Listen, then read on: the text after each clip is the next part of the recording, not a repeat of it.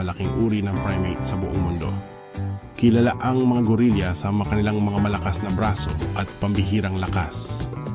Yung sa gorilya, over the warm of Neguli gisang beba nilang mga sarili sa grupo, the teenage was the band.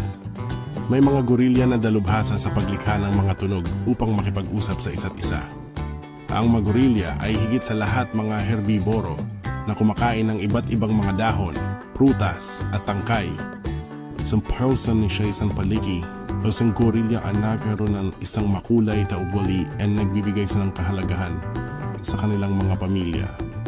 Ang mga gorilya ay may kakayahang makipag-ugnayan gamit ang mga kilos ng katawan at facial expressions. Dahil sa kanilang napakabuting ugali, ang mga gorilya ay kadalasang tinutukoy ng mga higanting mabait.